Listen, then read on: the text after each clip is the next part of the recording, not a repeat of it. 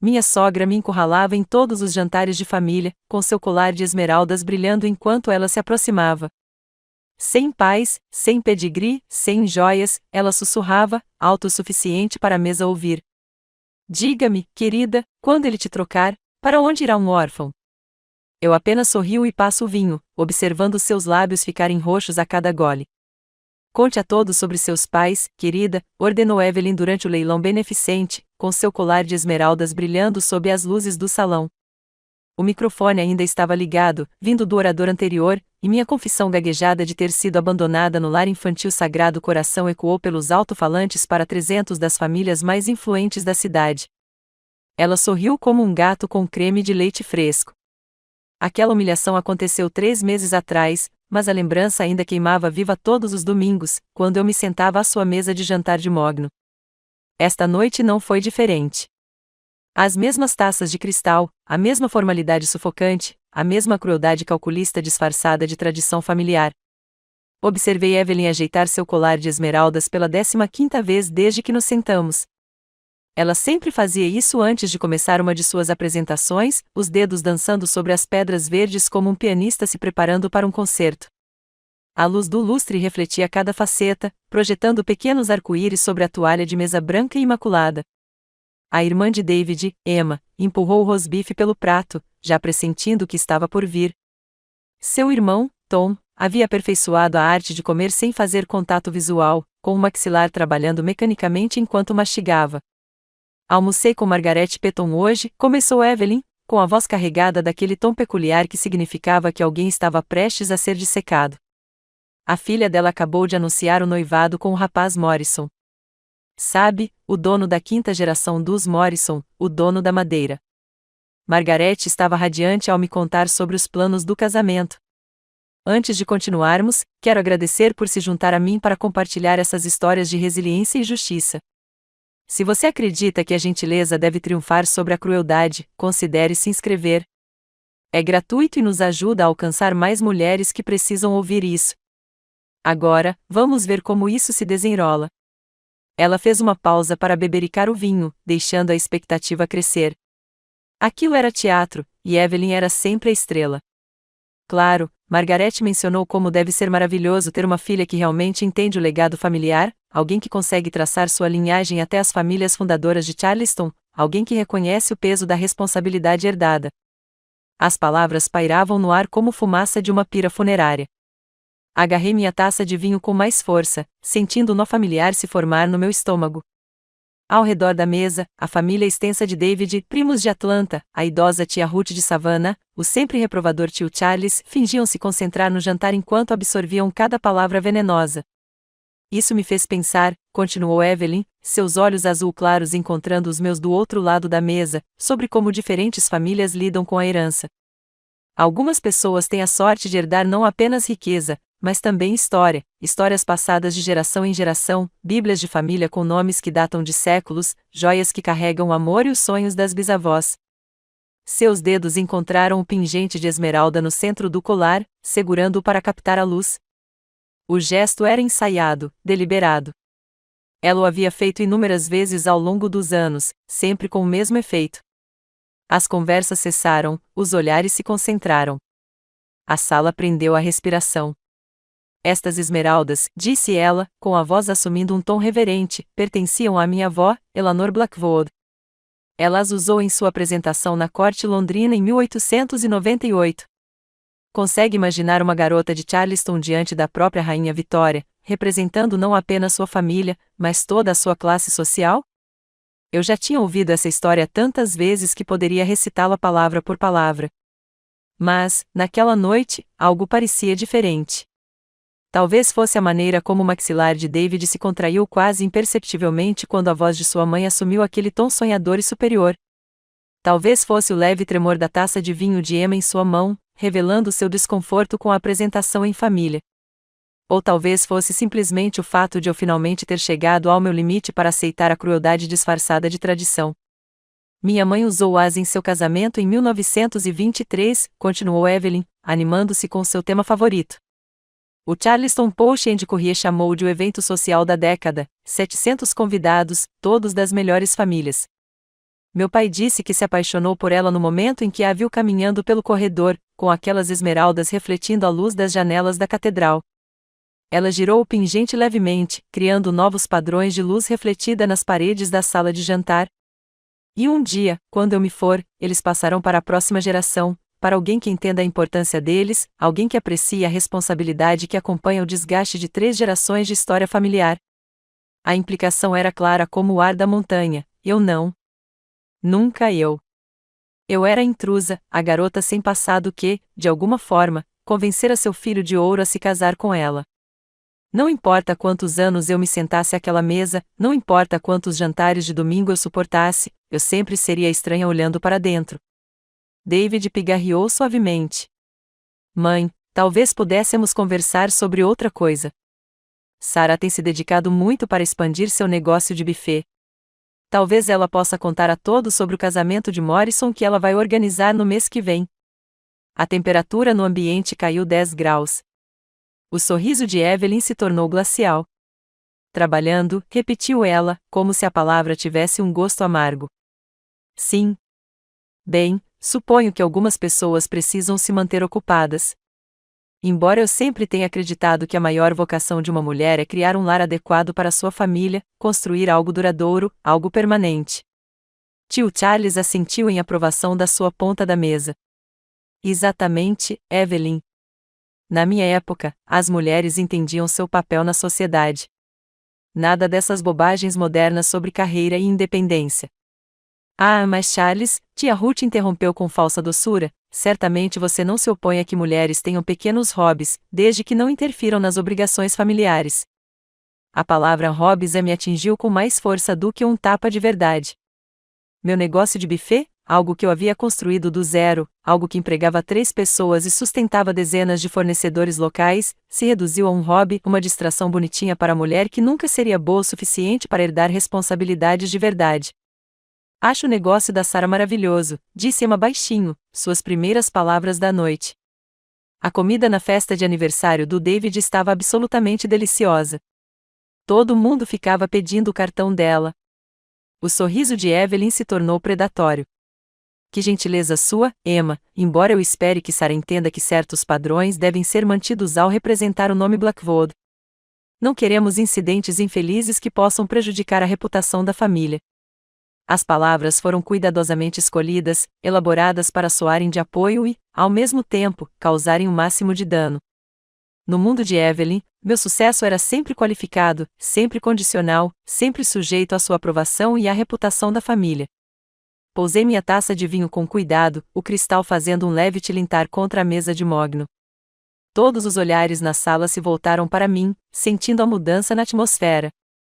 Por 12 anos, absorvi esses ataques com elegância e silêncio. Por 12 anos, desempenhei o papel de um estranho agradecido, grato por ser incluído, mesmo sendo sistematicamente excluído. Mas, naquela noite, algo havia mudado. Talvez fosse a lembrança daquela humilhação no leilão beneficente, ainda fresca o suficiente para me ferir.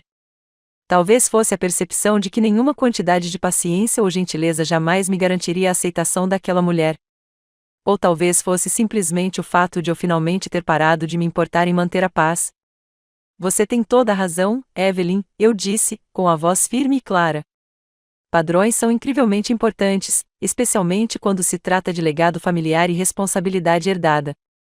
Ela piscou, pega de surpresa pela minha concordância. Ao redor da mesa, as conversas pararam no meio da frase quando todos perceberam a sutil mudança no meu tom.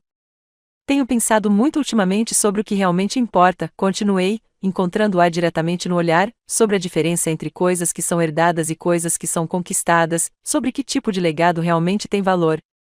O silêncio se estendeu como um elástico prestes a arrebentar. O garfo de David parou a meio caminho da boca. Emma se inclinou ligeiramente para a frente, com os olhos arregalados de expectativa. Até o tio Charles parou de mastigar, sentindo que algo significativo estava acontecendo.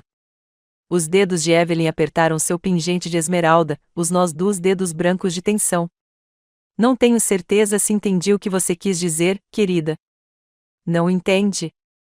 Perguntei, com um sorriso doce como mel envenenado. Suponho que algumas coisas se tornam mais claras com o tempo, a paciência e a educação adequada. Levantei-me lentamente, alisando o guardanapo antes de colocá-lo ao lado do prato. O gesto foi casual, sem pressa, mas todos na sala sentiram sua importância. Pela primeira vez em 12 anos, eu estava encerrando um jantar de domingo do meu jeito. Obrigada por mais uma noite adorável, disse eu, com a voz carregada de ênfase suficiente para deixar claro que adorável significava algo completamente diferente do que costumava significar. Tenho certeza de que a próxima semana será ainda mais esclarecedora. Enquanto caminhava em direção à cozinha para ajudar Maria a lavar a louça, vi meu reflexo no espelho antigo pendurado ao lado da porta. Pela primeira vez em anos, não vi uma vítima me olhando de volta. Vi uma mulher que finalmente havia parado de se defender e estava pronta para aprender as regras do ataque. Os segredos da família Blackwood estavam prestes a conhecer alguém que entendia o verdadeiro valor da paciência, da observação e do poder de ser constantemente subestimado. O colar de esmeraldas de Evelyn pode representar 3 gerações de privilégios herdados, mas eu estava prestes a mostrar a ela o que a 4ª geração poderia realizar quando ela parou de pedir permissão e começou a tomar o que merecia. A cozinha do nosso pequeno apartamento tornou-se meu santuário naquela manhã de terça-feira, com farinha polvilhando todas as superfícies enquanto eu sovava massa para o que se tornaria minha focaxia de alecrim, minha especialidade. Maria chegou pontualmente às 6h30, com o cabelo escuro preso em um coque impecável e o avental já amarrado na cintura. Ela trabalhava comigo havia 8 meses, e eu nunca tinha visto ninguém lidar com uma massa delicada com tanta delicadeza e precisão. Senhora Sarah, o pedido da Henderson está pronto para retirada, disse ela, tirando uma bandeja de mini quiches do forno. 20 dúzias, exatamente como ela pediu. Sorri, limpando as mãos no avental. O chá de panela da filha da senhora Henderson tinha sido nossa maior reserva até então, um avanço no círculo social exclusivo de Charleston que eu tentava conquistar há anos. O fato de ela ter escolhido pratos delicados em vez dos buffets tradicionais que suas amigas costumavam usar parecia uma validação de tudo o que eu vinha buscando. O negócio começou pequeno, quase por acidente. Um colega do David provou meu salmão Wellington em um jantar e me perguntou se eu poderia servir o buffet para a reunião do clube do livro da esposa dele. Um evento levou a outro, e a notícia se espalhou por redes que eu nem sabia que existiam. Logo, meu telefone começou a tocar com pedidos de associações de jardinagem, comitês de caridade e comemorações de aniversário de todo o condado. Olha só isso, eu disse, mostrando a Maria a agenda que antes estava frustrantemente vazia. Estamos lotados até o final de outubro. O clube feminino de Riverside quer que cuidemos do almoço anual deles no mês que vem. São 200 pessoas, Maria. 200. Seu sorriso era radiante. Como mãe solteira, trabalhando em 2 empregos para sustentar suas filhas gêmeas, essa renda estável significava tudo para ela. Minhas meninas querem saber se podem ajudar com os biscoitos no próximo fim de semana, disse ela. Elas praticam técnicas de cobertura em biscoitos Graham em casa. A ideia das filhas de 8 anos da Maria decorando cuidadosamente os biscoitos de açúcar me emocionou. Este negócio não era só sobre comida. Era sobre criar oportunidades, construir algo significativo do nada. Cada evento de sucesso provava que eu podia realizar algo significativo sem herdar ou me casar com alguém. O telefone tocou enquanto embalávamos o pedido de Henderson. Atendi com meu tom de voz profissional, aquele que eu havia ensaiado até soar confiante e competente. Senhora Patterson, eu disse, reconhecendo quem ligava imediatamente. Sim, convidei você para a festa no jardim neste sábado, salada de camarão, sanduíches de chá e biscoitos amanteigados de lavanda, servindo 40 convidados. A pausa do outro lado da linha se estendeu desconfortavelmente longa. Quando a senhora Patterson finalmente falou, sua voz soou tensa, quase como se estivesse pedindo desculpas. Sinto muito, Sarah, mas precisamos adiar o evento por tempo indeterminado. Emergência familiar. Entendeu? Meu estômago embrulhou. Claro, espero que tudo dê certo. Devemos remarcar para o mês que vem? Ah, bem, não temos certeza do horário agora. Talvez seja melhor ligarmos quando as coisas se acalmarem. O tom de descagem zumbia no meu ouvido enquanto eu olhava para o telefone, tentando processar o que tinha acabado de acontecer. Maria ergueu os olhos da embalagem, a preocupação marcando seu rosto. Problema com sábado. Cancelamento, eu disse, forçando minha voz a permanecer firme. Emergência familiar. Mas algo parecia errado. A voz da senhora Patterson tinha sido muito cuidadosa, muito ensaiada. Na minha experiência, emergências reais vinham com emoções cruas, pensamentos dispersos, angústia genuína. Isso soava como alguém lendo um roteiro. 3 dias depois, o Riverside Women's Club ligou para avisar sobre o cancelamento. Preocupações com o orçamento, disseram. A economia está apertada e decidimos cuidar dos refrescos internamente este ano. Minhas mãos tremiam enquanto riscava o nome deles do calendário de reservas, vendo 2 semanas de planejamento e 1 mês de aluguel desaparecerem com algumas frases de desculpas. Isso não faz sentido, disse Maria, observando os pedidos cancelados espalhados pela nossa pequena mesa da cozinha. O marido da senhora Patterson acabou de comprar um barco novo. Eu o vi na marina no fim de semana passado, e o Clube das Mulheres gastou $15.000 só na decoração da arrecadação de fundos de primavera. O padrão tornou-se impossível de ignorar na semana seguinte. O almoço beneficente da senhora Whitman foi repentinamente adiado devido a conflitos de agenda. A comemoração do aniversário da família Morrison foi cancelada quando eles decidiram por um encontro mais intimista. Cada conversa seguiu o mesmo roteiro: desculpas educadas, justificativas vagas e recusas firmes de remarcação. Na sexta-feira, havíamos perdido 4 reservas importantes, que representavam quase 3 meses de receita. Sentei-me cercada por ingredientes que já havia comprado, cheques de depósito que já havia gasto e a devastadora percepção de que alguém estava destruindo sistematicamente meu negócio. Talvez devêssemos diversificar, sugeriu Maria gentilmente. Focar em clientes mais jovens, empresas em vez de clubes sociais, pessoas que não se conhecem. Mas eu sabia que esses cancelamentos não eram coincidência. O momento era preciso demais, as desculpas, muito parecidas. Alguém com influência nos círculos sociais de Charleston estava espalhando veneno sobre o meu negócio. E eu tinha a sensação de que sabia exatamente quem era essa pessoa. A verdade se revelou numa tarde de quarta-feira, quando eu entregava as sobras de doces para o banco de alimentos do centro da cidade. O centro comunitário dividia uma parede com a sala de reuniões principal. Enquanto eu arrumava pãezinhos dinamarqueses na cozinha, ouvi uma risada familiar através da divisória fina. Bem, Marta, você certamente não quer correr o risco de uma intoxicação alimentar no casamento da sua filha, a voz de Evelyn ecoou claramente através da parede adjacente. Ouvi de uma fonte muito confiável que o pequeno empreendimento de buffet da Sarah tem sérios problemas de higiene, problemas com o departamento de saúde, esse tipo de coisa. Meu sangue congelou. Apertei-me contra a parede, quase sem respirar, enquanto Evelyn continuava sua apresentação. Claro, eu nunca diria nada em público, lealdade familiar e tudo mais, mas, entre amigos, achei que você deveria saber. A filha de Margaret Sinclair administra um adorável negócio de buffet, muito bem estabelecido, com padrões muito rigorosos. Posso te dar o número dela. A conversa continuou por mais 10 minutos, Evelyn destruindo sistematicamente minha reputação com mentiras cuidadosamente elaboradas, ditas em tom preocupado e prestativo. Quando ouvi cadeiras se arrastando e despedidas sendo trocadas, eu tremia de raiva e descrença. Naquela noite, confrontei David na nossa sala de estar, expondo todas as reservas canceladas e explicando exatamente o que eu tinha ouvido. Seu rosto oscilava entre emoções, surpresa, desconforto e, finalmente, aquela expressão neutra e enlouquecedora que ele usava sempre que o comportamento da mãe se tornava indefensável. Tem certeza absoluta de que foi a mamãe? Perguntou ele, já procurando maneiras de duvidar do que eu lhe disse. Talvez você tenha entendido mal a conversa. David, eu a ouvi mencionar clientes específicos pelo nome. Ela anda espalhando mentiras sobre problemas com o Departamento de Saúde e Intoxicação Alimentar. Ela está destruindo meu negócio deliberadamente. Ele passou as mãos pelos cabelos, um gesto que reconheci como seu recuo para uma cegueira deliberada.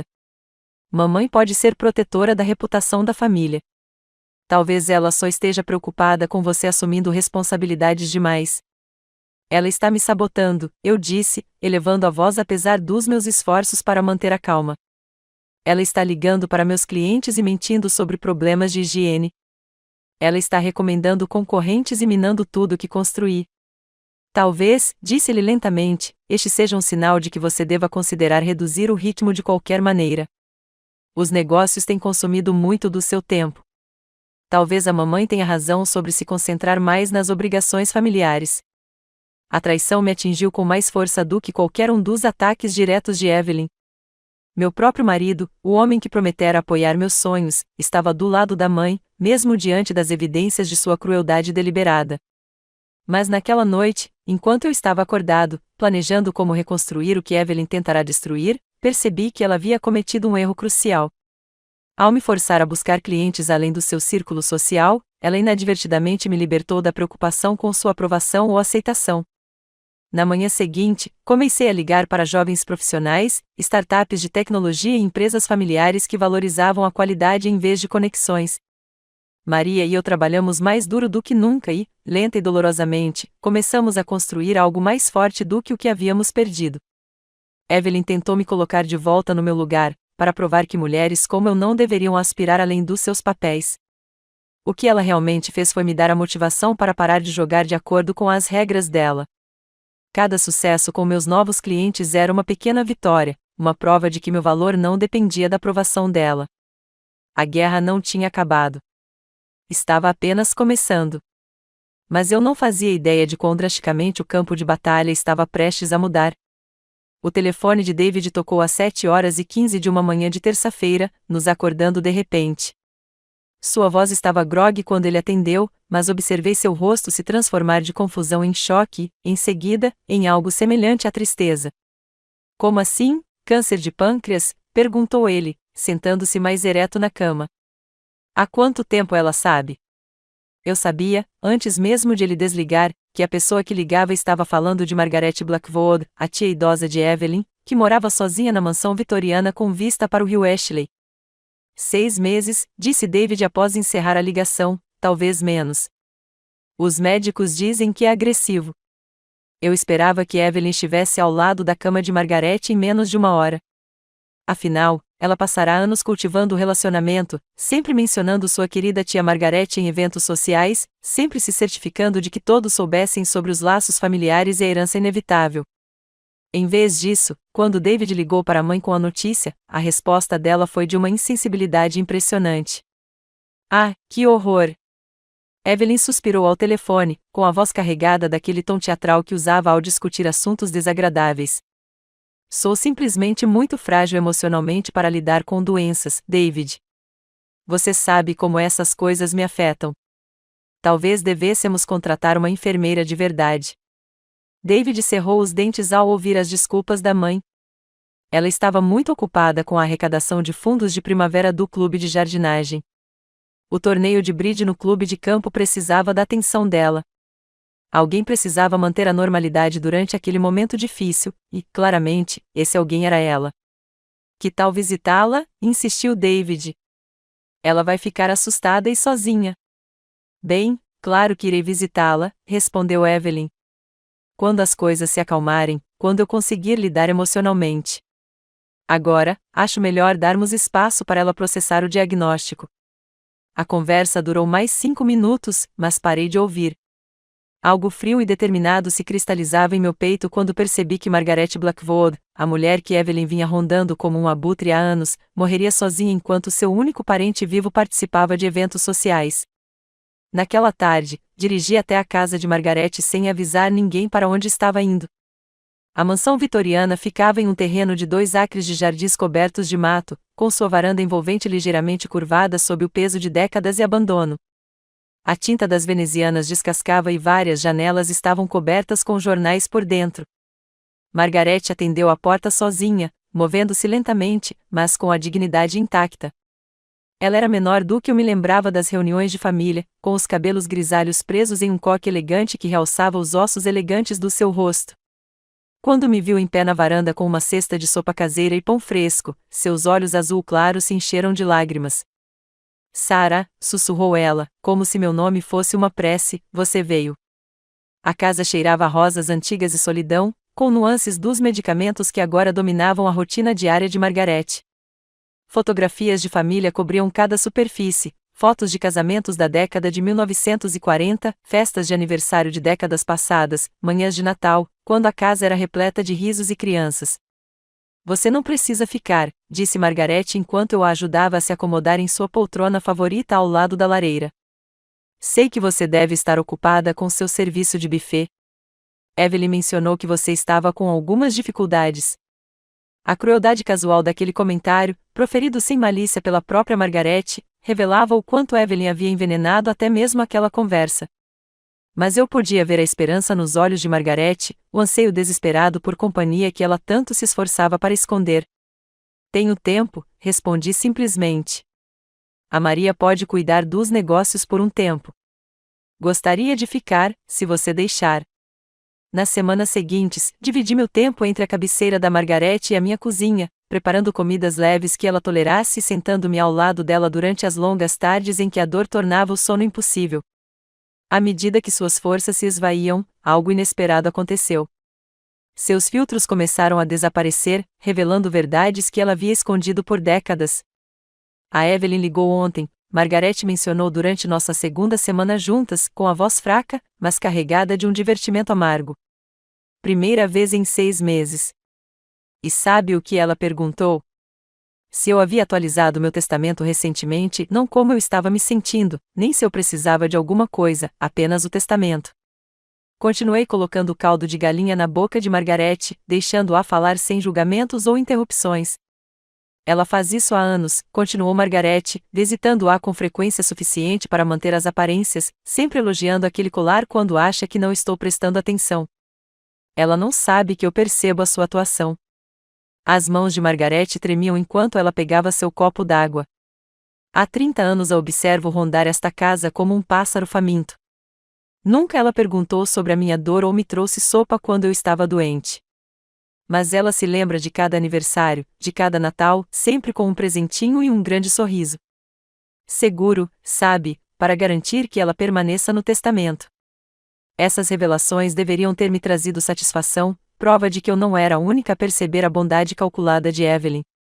Em vez disso, me encheram de tristeza pelo isolamento de Margaret e me fizeram entender o quão manipuladora minha sogra realmente era. A verdade veio à tona durante a 3ª semana de Margaret sob meus cuidados. Estávamos olhando álbuns de fotos antigos, seus dedos se movendo lentamente sobre imagens de tempos mais felizes. Quando ela chegava a uma página específica, sua mão parava completamente, pairando sobre a fotografia de um jovem bonito em uniforme da marinha. É o James, disse ela suavemente, a voz carregada de décadas de dor reprimida. Tenente James Morrison. Deveríamos nos casar em junho de 1962. Aproximei-me, estudando a fotografia. James tinha olhos gentis e um sorriso genuíno, o tipo de homem que parecia capaz de construir uma vida boa com a mulher que amava. O que aconteceu? Perguntei gentilmente. O riso de Margaret era tão amargo quanto o vento do outono. A Evelyn aconteceu. Ela tinha 22 anos, era linda e decidiu que queria o que eu tinha. Começou a aparecer em todos os lugares que James e eu íamos juntos, o clube dos oficiais, os eventos sociais da igreja, os piqueniques em família. Sempre vestida impecavelmente, sempre charmosa, sempre encontrando motivos para tocar no braço dele ou rir das piadas dele. A história se desenrolou como páginas de um romance trágico. Evelyn espalhou boatos sobre a fidelidade de Margaret, sugerindo que ela havia sido vista com outros homens enquanto James estava em missão. Ela orquestrou situações em que James a encontrava chorando, alegando que Margaret havia sido cruel com ela. Ela se fez de vítima enquanto destruía sistematicamente o relacionamento de Margaret por dentro. Ele rompeu nosso noivado 2 semanas antes do casamento, sussurrou Margaret. Disse que não podia se casar com alguém em quem não pudesse confiar. Casou-se com Evelyn 6 meses depois, sem nunca saber das mentiras que ela contava. Margaret fechou o álbum de fotos com as mãos trêmulas. Ela roubou minha felicidade, Sarah, levou o único homem que amei e destruiu minha chance de ter a vida que sempre sonhei.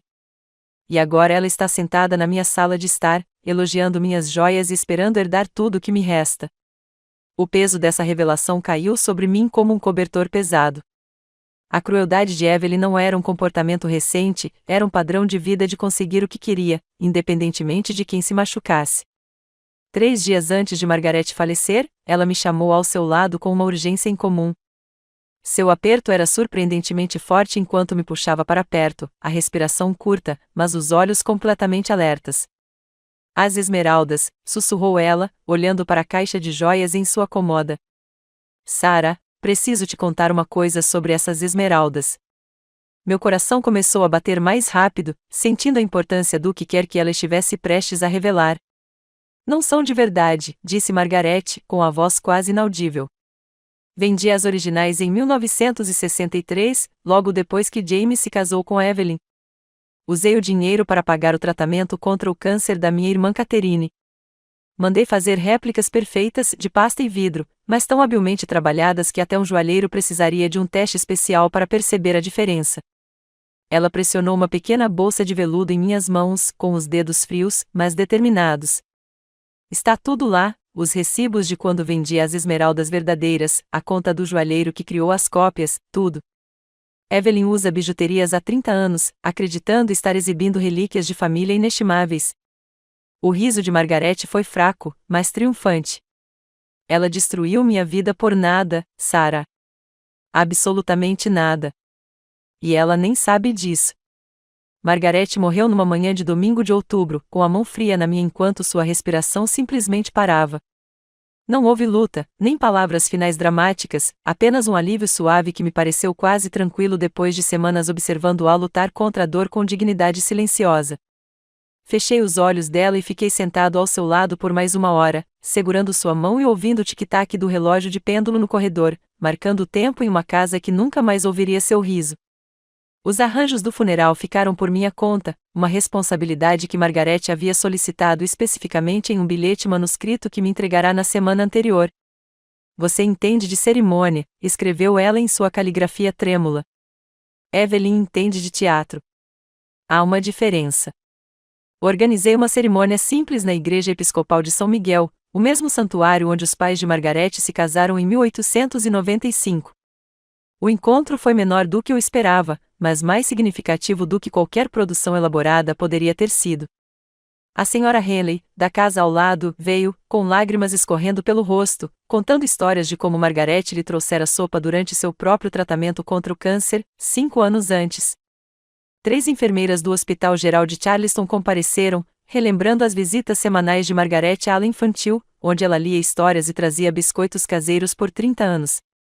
O primo de David, Paul, veio de carro da Virgínia com a esposa, parecendo genuinamente triste ao falar sobre os verões da infância passados no jardim de Margaret, aprendendo a pegar vagalumes em potes de vidro. Até o velho Sr. Rutledge, da casa da esquina, veio, apoiando-se pesadamente em seu andador para prestar homenagem a uma mulher que o visitava semanalmente desde a morte da esposa. Evelyn chegou 20 minutos atrasada, com sua entrada cuidadosamente coreografada para causar o máximo impacto. Ela usava um tailleur preto da Chanel que provavelmente custava mais do que o salário mensal da maioria das pessoas, combinado com brincos de pérola e aquele inevitável colar de esmeraldas que refletia a luz da manhã que entrava pelos vitrais. Sua maquiagem estava impecável, o cabelo profissionalmente penteado, sua performance de luto digna de um Oscar. Sinto muito, sussurrou ela, alto o suficiente para que todos ouvissem enquanto se acomodava no primeiro banco.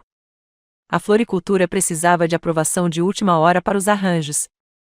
Margaret teria querido que tudo estivesse perfeito. Observei-a enxugar os olhos completamente secos com um lenço de renda enquanto seu olhar percorria a pequena congregação, catalogando claramente quem estava presente e calculando o que poderiam saber sobre o espólio de Margaret. Quando o pastor perguntou se alguém queria compartilhar memórias, Evelyn levantou-se graciosamente e proferiu uma homenagem tocante sobre o espírito generoso e a devoção familiar da querida tia Margaret, que teria sido comovente se eu não tivesse passado as últimas 6 semanas testemunhando o isolamento real de Margaret. Após o culto, enquanto estávamos ao lado do túmulo de Margaret na parte antiga do cemitério Magnolia, Evelyn se transformou. A tristeza teatral evaporou, substituída por uma excitação mal contida que ela tentava disfarçar como uma expectativa digna. Ela olhava para o relógio, checava o celular e sussurrava para a irmã de David, Emma, sobre como lidar com os detalhes legais com eficiência. A mudança se tornou ainda mais pronunciada nos dias seguintes. Todo o comportamento de Evelyn mudou de parente de luto para herdeira expectante, e ela não fez nenhum esforço para esconder seus cálculos. Ela apareceu na minha porta na terça-feira à tarde com uma fita métrica e um caderno, alegando que precisava avaliar as antiguidades de Margaret para fins de seguro. Estes tapetes persas são de qualidade de museu, anunciou ela, passando as mãos pelo carpete desbotado da sala de estar de Margaret. E esta mobília, todas peças vitorianas originais. Só a venda do espólio deve trazer retornos substanciais. Ela se moveu pela casa de Margaret como um general inspecionando o território conquistado, anotando quais peças se encaixariam em sua própria casa e quais precisariam de avaliação profissional. Quando mencionei que o testamento ainda não havia sido lido, ela acenou com desdém. Ah, formalidades, disse ela. Margaret e eu discutimos suas intenções muitas vezes ao longo dos anos. Ela entendia a importância de manter os tesouros da família em boas mãos. Na quinta-feira, a confiança de Evelyn atingiu níveis de tirar o fôlego. Ela ligou para 3 joalherias para agendar avaliações para fins de seguro de suas esmeraldas recém-herdadas. Contatou um decorador de interiores para discutir a exposição adequada de antiguidades recém-adquiridas. O mais revelador de tudo foi que ela começou a dar dicas sobre meus futuros arranjos de moradia. Claro, você vai querer encontrar um lugar que se adapte melhor às suas circunstâncias atuais, sugeriu ela durante o jantar na casa de David. Assim que herdar as responsabilidades de Margaret, precisarei de espaço para receber visitas. A mansão vitoriana exigirá alguém que entenda os padrões adequados de hospitalidade. A mensagem era clara: com a fortuna de Margaret, Evelyn finalmente teria o poder de me afastar completamente da vida do filho. Ela já estava planejando meu exílio, contando o dinheiro da herança que ainda não havia sido concedido. O advogado Harrison Mills agendou a leitura do testamento para a segunda-feira seguinte, mas não sem antes solicitar várias reuniões preliminares que me pareceram extraordinariamente formais. Ele fez perguntas detalhadas sobre meu relacionamento com Margaret, meu conhecimento de direito sucessório e meus planos para o futuro. Sua postura era profissional, mas estranhamente consciente, como se estivesse me preparando para algo específico. Senhora Blackwood, disse-lhe durante nossa última reunião privada, espero que a senhora entenda que Margaret era uma mulher extremamente ponderada. Cada decisão que ela tomou, especialmente nestes últimos meses, foi cuidadosamente considerada. Nada foi acidental. Suas palavras tinham um peso que eu não conseguia interpretar direito, mas seu leve sorriso sugeria que ele sabia exatamente o que me aguardava na leitura de segunda-feira. Quando mencionei que Evelyn vinha ligando para o escritório dele várias vezes, sua expressão ficou ainda mais divertida. Sim, ela tem sido bastante persistente em suas perguntas, disse-ele diplomaticamente. Minha secretária mencionou que parece muito confiante quanto ao resultado. A manhã de segunda-feira chegou com um calor fora de época de outubro que deixou todos irritados antes mesmo de nos reunirmos na apertada sala de conferências de Mills. Toda a família Blackwood estava reunida, os primos de David de Atlanta e Richmond, parentes idosos que eu só conhecera em casamentos e funerais e vários vizinhos de Margaret que receberam convites misteriosos para comparecer. Evelyn se posicionou com destaque na primeira fila, usando aquele colar de esmeraldas como uma coroa de vitória. Ela havia escolhido um vestido azul marinho que combinava perfeitamente com as pedras, e não parava de olhar seu reflexo na câmera do celular, provavelmente imaginando como ficaria nas fotos de jornal quando sua substancial herança fosse anunciada. Acredito que Margaret gostaria que seus familiares mais próximos testemunhassem este momento, anunciou ela para a sala, como se estivesse recebendo um prêmio pelo conjunto da obra em vez de comparecer a um processo judicial. Seu sorriso era radiante, sua postura majestosa, sua confiança absolutamente inabalável. Sentei-me em silêncio no canto de trás, agarrando a bolsa de veludo que Margaret me dera, meu coração batendo forte em doses iguais de expectativa e medo. Ao meu redor, familiares cochichavam sobre a suposta riqueza de Margaret, o valor de suas antiguidades e a óbvia empolgação de Evelyn com sua herança. Enquanto a advogada Mills folheava documentos oficiais e se preparava para começar a ler, Evelyn praticamente vibrava de entusiasmo. Ela sussurrou para Emma sobre finalmente ter os recursos para fazer as mudanças necessárias na dinâmica familiar, lançando olhares significativos em minha direção. Quando Mills perguntou se todos estavam presentes, Evelyn contou cabeças como um general examinando suas tropas antes de uma batalha decisiva. O cenário estava perfeitamente montado para o que Evelyn acreditava ser seu momento de triunfo supremo. Ela não fazia ideia de que, em aproximadamente 60 segundos, seu mundo inteiro desabaria em pedaços de cola e vidro, e que a mulher que ela passará 12 anos tentando destruir estava prestes a herdar tudo o que ela sempre quis. O advogado Mills pigarreou e começou a ler com sua voz comedida e profissional. A sala ficou em silêncio, exceto pelo zumbido do ar-condicionado, lutando contra o calor de outubro, e pelo farfalhar de papéis legais. O último testamento de Margaret Elizabeth Blackwood, em plenas condições de mente e corpo, começou ele, suas palavras carregando o peso da finalidade que acompanha tais procedimentos formais. Evelyn inclinou-se para a frente na cadeira, seu colar de esmeraldas refletindo a forte luz fluorescente enquanto ela se posicionava para ouvir cada palavra. Seu sorriso era sereno, confiante, a expressão de alguém que nunca duvidara do resultado daquele momento. Mills continuou com a linguagem jurídica padrão, ocasionalmente olhando para os familiares reunidos. Quando chegou às provisões principais, sua voz assumiu um tom diferente, ainda profissional, mas com um tom que me fez sentar mais ereto na cadeira da última fileira.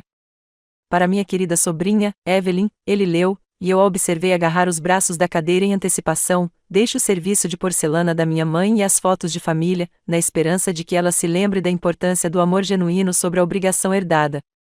A pausa que se seguiu se estendeu como caramelo. O sorriso de Evelyn vacilou ligeiramente, a confusão se espalhando por suas feições perfeitamente maquiadas. Seria isso? Porcelana e fotos? Onde estavam a casa, o dinheiro, as joias com as quais ela contava há décadas? Mills ajustou os óculos e continuou: a minha querida amiga, Sra. Henley, que me trouxe sopa e cuidou do meu bem-estar quando a família não pôde, deixo a quantia de $50.000. Murmúrios percorreram a sala.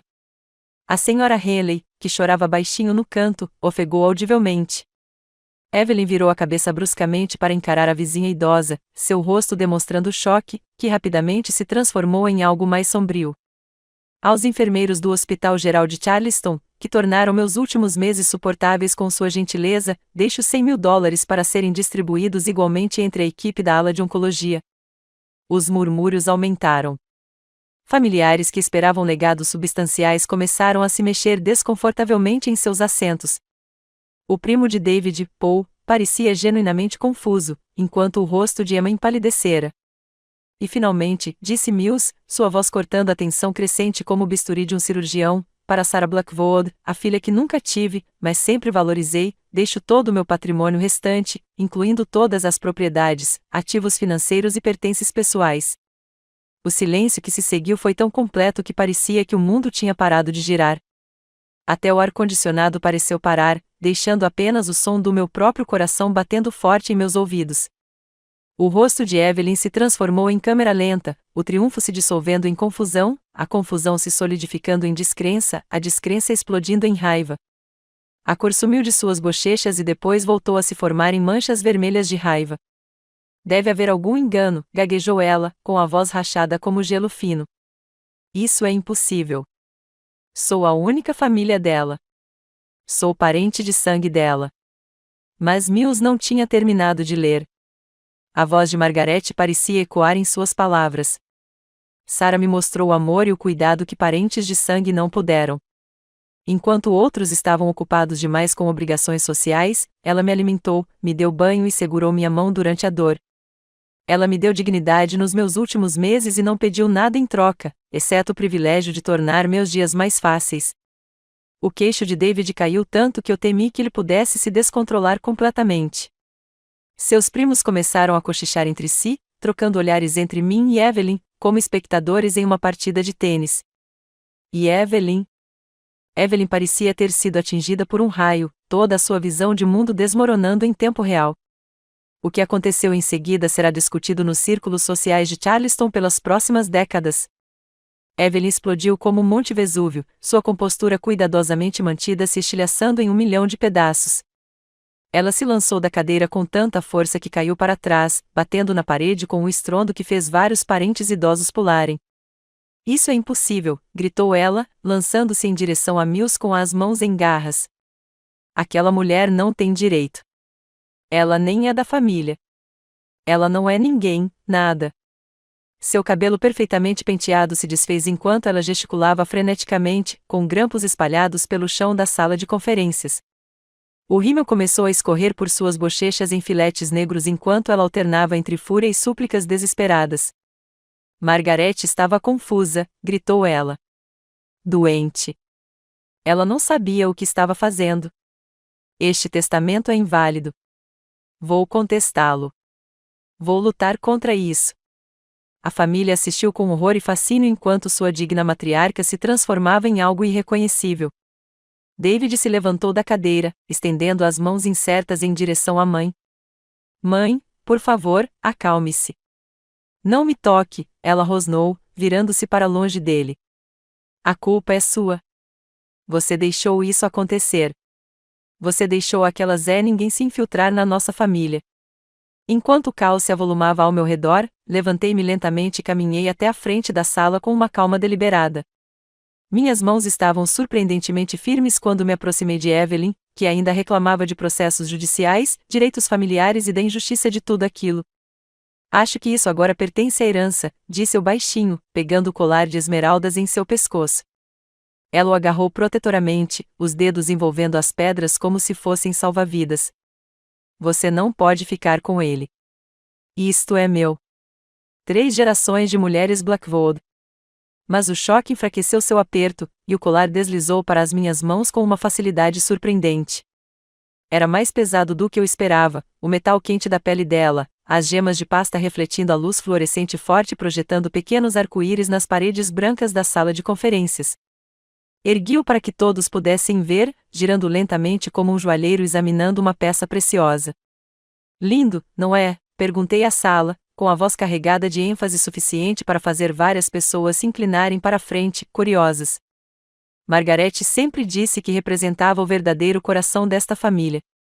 O que fiz em seguida assombrará os pesadelos de Evelyn pelo resto da vida. Com cuidado deliberado, examinei o fecho do colar, encontrando o exato ponto fraco que Margaret descrevera durante uma de nossas conversas noturnas, quando a dor a mantinha acordada e as memórias jorravam como água de uma represa rompida.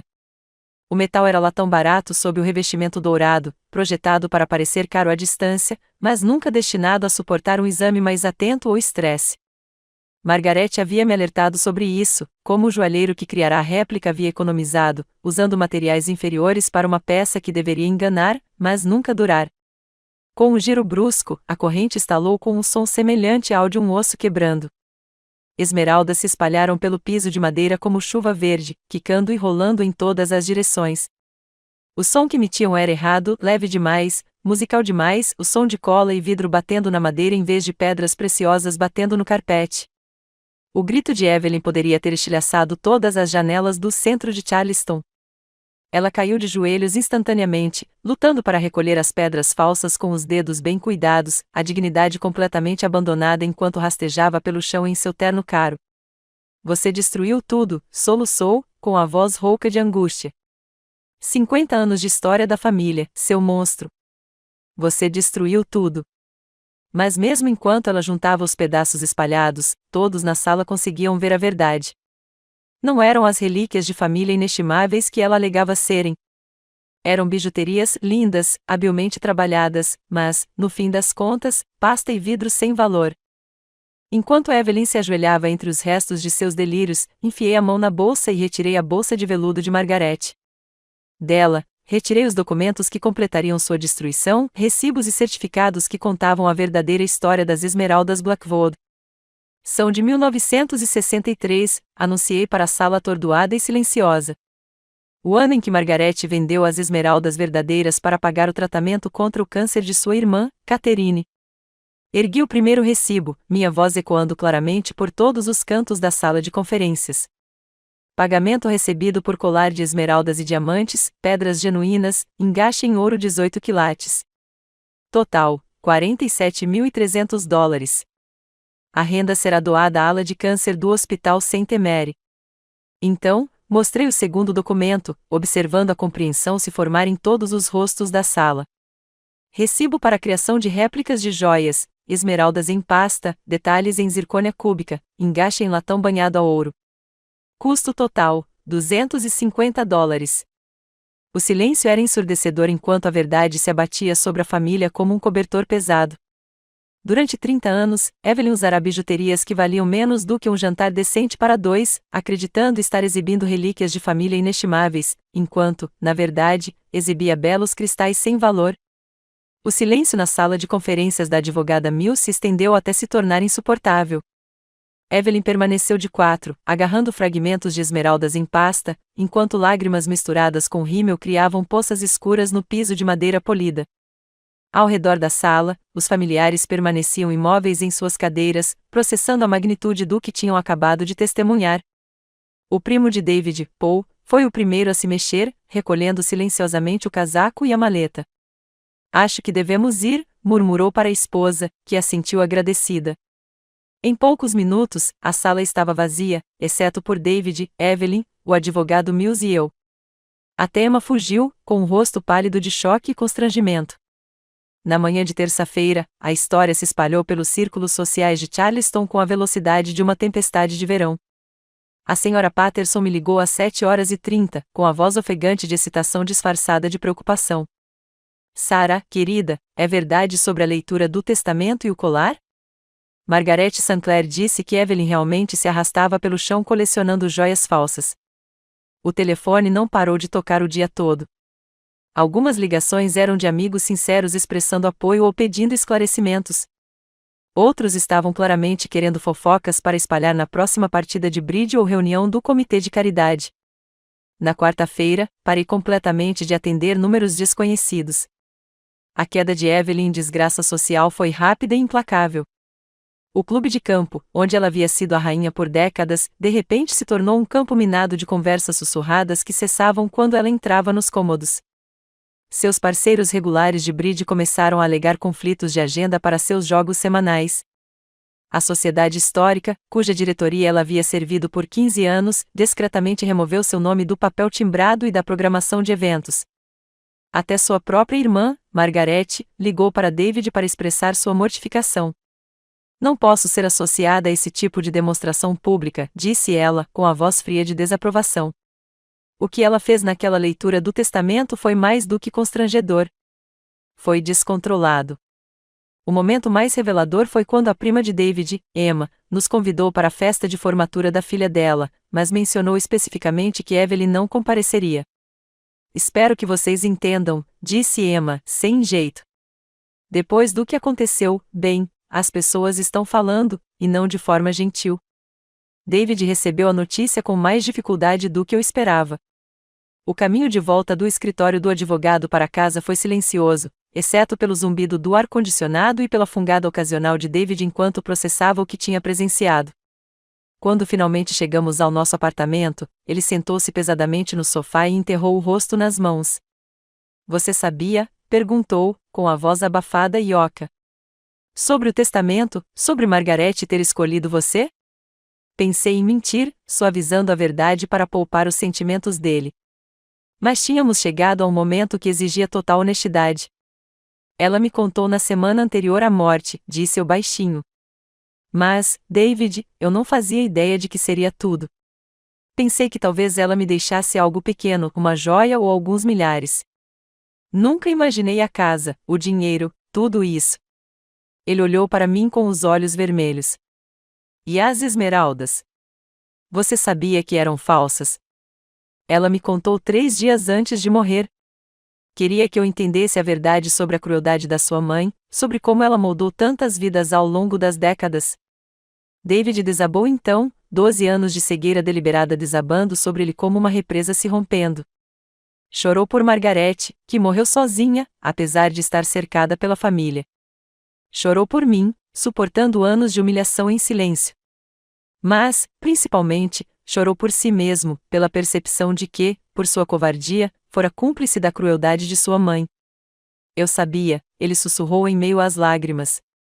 No fundo, eu sempre soube que ela estava errada em te tratar daquele jeito. Mas ela é minha mãe, e eu pensei que se eu simplesmente ficasse quieto, de alguma forma tudo se resolveria. A conversa durou até o amanhecer, anos de verdades não ditas finalmente se revelando entre nós. David admitiu que muitas vezes se sentia mal assistindo às apresentações da mãe nos jantares de domingo, mas se convencera de que confrontá-la só pioraria as coisas. Confessou que parte dele ficou aliviada quando comecei a dedicar tanto tempo aos cuidados de Margaret, porque isso significava menos oportunidades de conflitos familiares. Sou um covarde, disse ele finalmente. Deixei minha mãe atormentar minha esposa por 12 anos porque era mais fácil do que enfrentá-la. 3 dias depois, David ligou para a mãe. Eu ouvi da cozinha enquanto ele lutava para encontrar as palavras para o que precisava ser dito. Mãe, o que aconteceu na leitura do testamento foi inaceitável, começou ele, com a voz trêmula, mas determinada. Seu comportamento com a Sarah, tanto lá quanto ao longo dos anos, tem sido cruel e errado. Até que esteja pronta para se desculpar sinceramente com ela, você não é bem-vinda em nossa casa. Ouvi a voz de Evelyn se elevar a um grito agudo pelo viva-voz do telefone, embora não conseguisse distinguir as palavras. A conversa durou menos de 3 minutos antes que o sinal de descagem ecoasse pelo nosso apartamento. David ficou sentado olhando para o telefone por um longo tempo, com lágrimas escorrendo pelo rosto. Ela desligou na minha cara, disse-lhe baixinho. Minha própria mãe desligou na minha cara. Mudar-me para a mansão vitoriana de Margaret foi surreal, como entrar na vida de outra pessoa. A casa era maior do que eu havia percebido durante minhas visitas como cuidadora, com cômodos que eu nunca tinha visto e armários cheios de tesouros que Margaret nunca havia mencionado. Mas, mais do que seu tamanho ou grandiosidade, a casa transmitia uma paz que nosso apartamento apertado jamais havia proporcionado. Maria chegou para o nosso primeiro dia de trabalho no novo espaço e quase perdeu o fôlego ao ver a cozinha. O ambiente da era vitoriana havia sido modernizado em algum momento da década de 1980 com eletrodomésticos de nível industrial, fornos duplos e espaço de balcão suficiente para receber eventos com centenas de pessoas. Senhora Sarah, sussurrou ela, passando as mãos pelas bancadas de mármore, podemos contratar mais 6 pessoas aqui, talvez 8. Poderíamos atender a mansão do governador com esta estrutura. A sala de jantar formal tornou-se nossa área de degustação, com sua longa mesa de mogno perfeita para exibir amostras de cardápios para clientes em potencial. A varanda ensolarada, com sua parede de janelas com vista para o rio Ashley, tornou-se meu escritório, um espaço onde eu podia trabalhar em planos de negócios enquanto observava as garças pescando nas águas rasas. Em um mês, a Delicate Dishes havia se transformado de um pequeno negócio em dificuldades na empresa de buffet mais requisitada de Charleston. A notícia sobre nossas novas capacidades e estrutura profissional se espalhou. Clientes corporativos que nunca nos haviam considerado antes começaram a nos ligar para reuniões e eventos. Planejadores de casamento começaram a nos recomendar para noivas cujas famílias tinham orçamentos que a cozinha de Margaret conseguia acomodar. Percebi a ironia de que o negócio que Evelyn tentará destruir agora prosperava na casa que ela esperava herdar. Os relacionamentos familiares começaram a se curar na ausência de Evelyn. Os irmãos de David, livres de pisar em ovos diante do julgamento da mãe, revelaram-se pessoas genuinamente gentis que sempre se sentiram incomodadas com a forma como eu era tratada. Emma ligou primeiro, com a voz rouca de anos de culpa reprimida. Sarah, eu te devo um enorme pedido de desculpas. Todos nós sabíamos que o que a mamãe estava fazendo era errado, mas ela tinha esse jeito de fazer qualquer um que a contrariasse pagar por isso depois. Eu tinha medo de que, se eu te defendesse, ela voltasse a atenção para os meus filhos. Tom e sua esposa, Sarah, vieram jantar na semana seguinte, trazendo flores e uma garrafa de vinho, além de suas próprias confissões. Parei de trazer minha família para os jantares de domingo há 2 anos, admitiu Tom. Minha esposa se recusou a vir mais depois de ver como a mamãe te tratava. Ela disse que isso a deixava fisicamente doente. Até os primos de David começaram a entrar em contato, compartilhando suas próprias histórias sobre a manipulação de Evelyn e expressando alívio por alguém finalmente ter enfrentado seu reinado de terror. Paul ligou da Virgínia para se desculpar por anos de cumplicidade silenciosa, enquanto a filha de Emma me agradeceu por finalmente mostrar à vovó Evelyn que ser má tem consequências. Talvez o mais surpreendente seja que várias antigas amigas de Evelyn me contataram em particular. A senhora Henderson, do clube de campo, enviou um bilhete manuscrito pedindo desculpas pelo cancelamento do chá de panela de sua filha e explicando que Evelyn havia ameaçado dificultar a vida de qualquer pessoa que usasse meus serviços de buffet. Margaret Sinclair ligou para compartilhar suas próprias histórias sobre a crueldade de Evelyn ao longo dos anos, expressando admiração por como eu mantive minha dignidade durante todo o processo. 6 meses após a morte de Margaret, organizei meu primeiro jantar de ação de graças no que agora era minha casa. 23 pessoas se reuniram ao redor da mesa de mogno, os irmãos de David e suas famílias, Maria e suas filhas, vários vizinhos que se tornaram amigos e 3 clientes idosos que se tornaram queridos para mim ao longo dos meses. Enquanto eu esculpia o peru com um conjunto de talheres de prata da avó de Margarete, olhei ao redor da mesa para os rostos cheios de calor e genuíno afeto. Não eram pessoas que me toleravam por obrigação ou toleravam minha presença para manter as aparências. Estavam ali porque queriam, porque construímos relacionamentos baseados em respeito e cuidado mútuos. As esmeraldas de pasta já tinham sumido há muito tempo, varridas e jogadas fora no dia seguinte à leitura do testamento. Mas o que eu tinha agora era infinitamente mais valioso: uma família de verdade conquistada com gentileza, um negócio próspero construído com talento e determinação, e a profunda satisfação de saber que o amor e a paciência haviam finalmente triunfado sobre a crueldade e a arrogância. Margarete me deixou mais do que dinheiro e propriedades. Ela me deixou validação, justiça e as ferramentas para construir a vida que eu sempre mereci, mas nunca ousei sonhar que fosse possível. Se esta história de doce vingança te deixou na ponta da cadeira, clique em curtir agora mesmo. Minha parte favorita foi quando Sarah quebrou aquele colar de esmeraldas e revelou 30 anos de joias falsas. Qual foi o seu momento favorito? Deixe nos comentários abaixo. Não perca mais histórias emocionantes como esta. Inscreva-se e clique no sininho de notificação para não perder nenhum post.